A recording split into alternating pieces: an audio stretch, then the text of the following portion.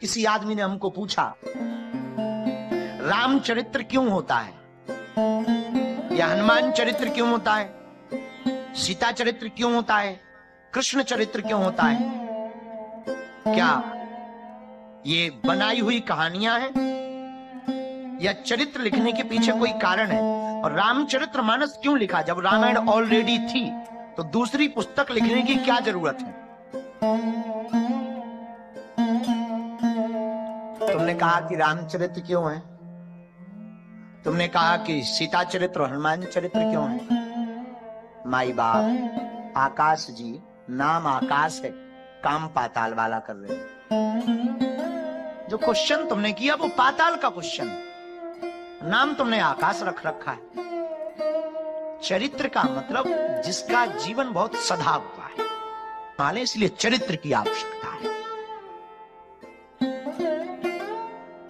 जिसके चरित्र को पढ़कर, गाकर, सुनकर और जीवन में उतार कर हम अपना चरित्र निर्मल करें, उसी को तो चरित्र कहते हैं। और आपने कहा कि राम चरित्र क्यों है? राम का तो चरित्र ही महिमावान था, इनका तो चरित्र ही उज्जवल था, इसलिए तो ये महान बने। महिमा थी, बल था, परिवार था, वंश था, सोने की लंका थी, लेकिन प्रभु श्री राम महान ही चरित्र के बल पर बने। और याद रखना, वर्तमान में आकाश चित्रवान बहुत है, चरित्रवान बहुत कम है। फोटो का जमाना है, यहां जिसे देखो फोटो खींचता है, भले ही धक्के खा के खींचे और 3 मुक्के खा के फोटो ली गई हो, चाहे बॉडीगार्डों ने उठा के फेंक दिया, पर वो अपनी लुगाई को दिखाएगा। तो देखो, आज बागेश्वर बाबा के साथ बैठ के भोजन कर रहे थे। हम तुमसे कोई बुराई नहीं करना चाहे। आकाश, तुम अपना नाम पाताल रखो, इसलिए रखो कि तुम्हें चरित्र से दिक्कत है। अरे जिसका तुम्हारी तो एक छोटी किताब नहीं बनने वाली आकाश। राम जी की तो रामायण ही बन गई, तुम हमें ज्यादा ढीले नजर आ रहे हैं चरित्र के। आपने कहा कि चरित्र की क्यों आवश्यकता? दुनिया में चरित्र की ही महिमा है, चित्र की बहुत कम महिमा है। चित्र उसी का पूजा जाता जिसका चरित्र योग्य रहा, पता है। पर मूर्तियों के रूप में आज भी हम लोग चित्र के रूप में पूजते हैं। और याद रखना आकाश, जिसका चरित्र श्रेष्ठ होता है वो सदा पूजा जाता है। राम जी का चरित्र श्रेष्ठ था तो रावण भी महिमा गाता था, रावण भी राम जी की जय जयकार करता था। हम तुमको एक कहानी से समझ आए, सत्य घटना से। रावण राम जी का कितना मुरीद था, जरा देखना। जब भगवान कि वो जो दोनों वनवासी है ना, वो लंका आ रहे हैं, तो रावण ने पूछा कैसे? तो राक्षसों ने कहा कि वो तो बहुत खतरनाक है, जादूगर है। उन्होंने पानी में पत्थर तैरा दिए, तो जितनी रावण की सेना थी सब जुड़ करके रावण के पास मिलकर गई। रावण बोले क्या बात है, इतनी सेना क्यों आई है? सेना बोली पार्टी बदल रहे हैं। कहां जा रहे हो? विपक्ष पार्टी में। क्यों? बोले मरना थोड़ी है, पत्थर तैर गए हो, कहीं अगर बरस गए तो हमारे तो परिवार ही नष्ट हो जाएगा, मरना थोड़ी है, जानबूझ के थोड़ी मरना है। भाई पता लगे कि ये देश हार रहा है, काहे को कोई पैसा लगाएगा क्रिकेट में? जानबूझ के क्यों लगाएगा? तो सेना बोली सामने दिख रहा है कि तुम मर रहे हैं। जब वो पानी में पत्थर तैरा सकते हैं तो वो कुछ भी जादू कर सकते हैं, आग ही बरसवा दें। फिर हम तो भाई जा रहे। रावण बोले रोको, तुम करके बताओ। अब नहीं मानेंगे, करके बताओ। अच्छा, रावण बोले कल देख लेना। सेना बोली कल रेडी रहेंगे, और कल नहीं दिखाया क्योंकि बंदर आया था जब आग लगाई थी, तब कह रहे थे हमें पता है, हमें पता है, कुछ कर नहीं लिया। तुम्हारे यहां पानी वाले देवता हाथ जोड़े खड़े थे, रावण पानी ना बरसवा देते। रावण बोला दिमाग नहीं चला। सेना बोली कहीं अगर वो आ गए पत्थर बरसाने लगे फिर तुम कहो दिमाग नहीं चला, हम लोग तो निपट ही जाए। ठीक है कल आ जाओ।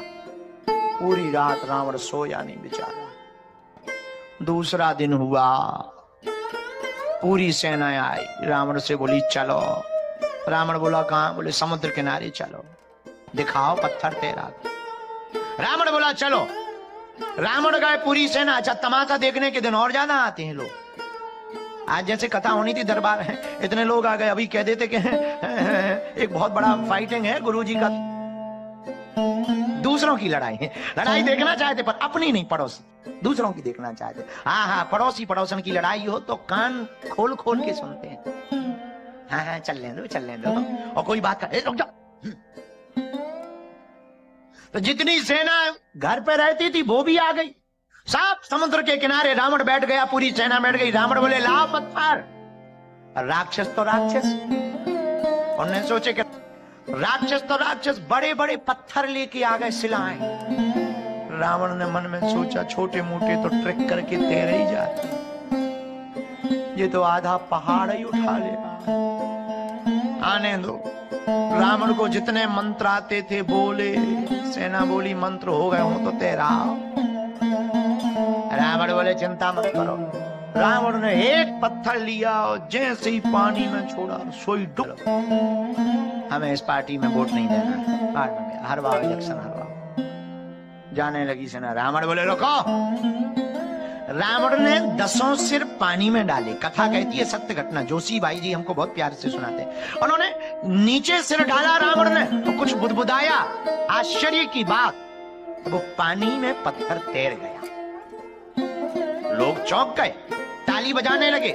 जो राक्षस छोड़कर जा रहे थे वो रुग्णता के गुणगान गाए जाने लगे, और जो गाली बक रहे थे वो विनती करने लगे कि भाई अगर राम जी पत्थर तैरा सकते तो अपना राजा भी कम नहीं। गजब है, फाइट बराबर की। अब नहीं जाना है, कैंसर। रात के समय लेकिन मंदोदरी चरण दबाते हुए पूछने लगी, महाराज हमें पता है आपके पास कौन कौन देवी है, कौन कौन मंत्र है, पर हमें यह भी पता है कि आपके पास एक भी ऐसा मंत्र नहीं है जिससे आप सब पता हो।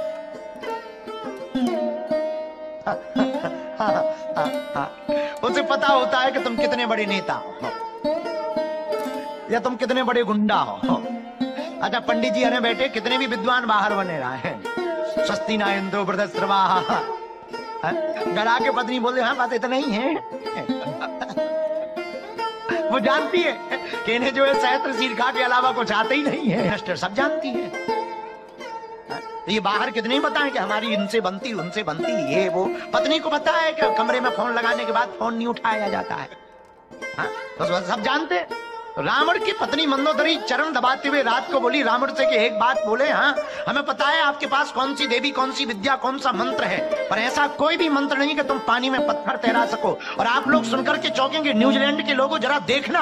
और आकाश भाई पाताल लोग, पहली बार रावण जिंदगी में रोया, एक आंख से नहीं 20 आंखों से। पहली बार रावण उठ के बैठा, रोया और आंसू पोंछते हुए अपनी भुजाओं से बोला, मंदोदरी तुम ठीक कहती हो, हमारे पास कोई मंत्र नहीं है, ऐसी कोई शक्ति नहीं है, ऐसी कोई विद्या नहीं है कि हम पानी पर पत्थर तैरा सकें। तो मंदोदरी ने मुस्कुराकर पूछा, महाराज फिर आपने किया कैसे, क्या कौन सी सिद्धि की या